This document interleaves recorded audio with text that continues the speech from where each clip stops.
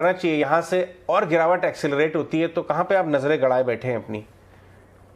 मैंने अब 15 मिनट पहले निकुंज से जब मेरी बात हो रही थी ऑन इंग्लिश चैनल, मैंने बात यही कही कि बड़ा एक सिंपल सा फॉर्मूला जो मैं यूज करता हूँ और ये कई लोग यूज कर सकते हैं बड़ी आसानी से अपने घर में बैठ के, कि आपको इस तरह के मेल्टडाउन में पहली चीज ये देखनी है कि जो मार्केट का पीक था और आज जहां पहुंचे हैं, उस पीक में सबसे वीकेस्ट क्या क्या स्टॉक्स रहे हैं या इंडस्ट्रीज रही हैं और सबसे स्ट्रांग कौन सी रही हैं। और ये आपको बड़ी आसानी से मिल जाता है, बड़े टूल्स अवेलेबल हैं। इसके बाद आपको एक शॉर्टलिस्ट मिल जाएगा जो ग्रुप्स काफी वीक रही हैं और जो ग्रुप्स काफी स्ट्रांग रही।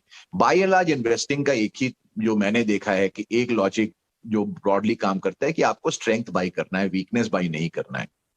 कम से कम 70-80% अपने पोर्टफोलियो को आप स्ट्रेंथ वाले ग्रुप्स में रखें, वीकनेस वाले ग्रुप में, या ऑनगोइंग बेसिस पे ये आपको रखना चाहिए, खास करके बेयर मार्केट में डेफिनेटली।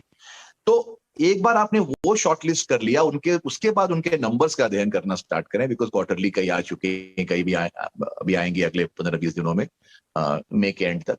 तो उसके बाद आपको पता चलेगा कि इनके जो ये स्ट्रेंथ ग्रुप था, ये स्ट्रेंथ क्यों था इन इन इन इन ग्रुप्स में, इनके नंबर्स अच्छे आए, इनके इनके मार्जिन में एक्सपेंशन हुआ, जो भी मेट्रिक्स होनी चाहिए उनमें डेल्टा वाज पॉजिटिव। एक बार आपको वो मिल जाता है, देन आपके जो पोर्टफोलियो को एक बार आपको क्लीन अप करना पड़ेगा, बिकॉज इसमें हो सकता है कई वीक स्टॉक्स रह गए हो जो 50% 70% डाउन हो जाए, उनको आपको दिल कड़ा करके एग्जिट करना ही पड़ेगा, बिकॉज इट्स अनलाइकली कि अगली बार के जो रैली में वो स्टॉक्स में आपको 100-200-500% बनेगा आपको स्ट्रेंथ के ग्रुप में ही।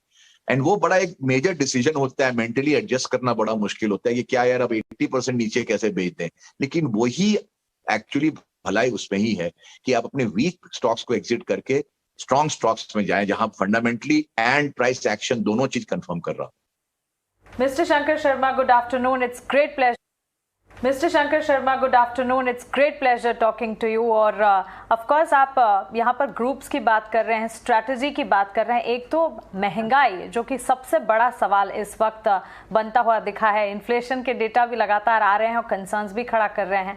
क्या आपको लगता है यहाँ पर और ज़्यादा महंगाई पीक हो रही है? और साथ ही डाइवर्सिफिकेशन इस सिचुएशन में, इस पर आप क्या कहेंगे?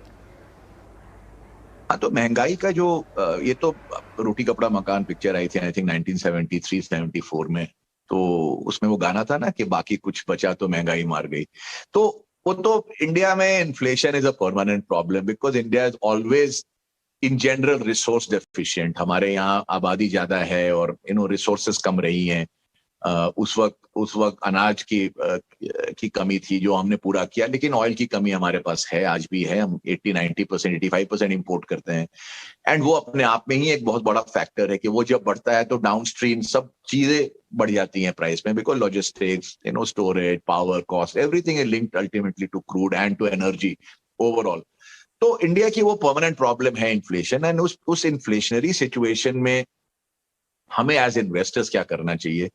उसमें यही करना चाहिए और ये कर सकते हैं एट द हाईएस्ट कि जो कंपनियों का डायरेक्ट इन्फ्लेशन से कोई उनको मार ना पड़े, तो उस तरह की कंपनियां अगर हम जाके देखें जो कि एक्सपोर्टर्स होते हैं, बिकॉज जो एक्सपोर्टिंग कंपनीज होती है उनको उतना इफेक्ट नहीं होता जो डोमेस्टिक कंपनियां जो डोमेस्टिक मार्केट को सप्लाई करती हो। तो इसमें अगर आप देखें आईटी सर्विसेज कंपनी, वो ज्यादा इन्फ्लेशन रेजिस्टेंट बिजनेसेस है as compared to somebody like Levers और ब्रिटानिया और व्हाटएवर, जिनको की डोमेस्टिक कंज्यूमर से डील करना होगा। तो आपको इस तरह की चॉइसेस देखनी पड़ेगी कि इन्फ्लेशन में कई स्टॉक्स जो आपके नॉन इन्फ्लेशनरी टाइम में बड़ा अच्छा करते हैं वो इन्फ्लेशन के टाइम में अच्छा नहीं करते। बैंक्स फाइनेंशियल अच्छा नहीं करेंगे क्योंकि ब्याज के दर बढ़ेंगे तो लोग फिर वो डिस्क्रिशनरी लोन जो लेते थे कोई चीज फंड करने के लिए, वो उस पर वो कटबैक करते ही करते हैं। तो ये आपके कांस्टेंट पोर्टफोलियो चॉइसेस आपके सामने आती रहेंगी डिपेंडिंग ऑन इन्फ्लेशन है या नहीं है।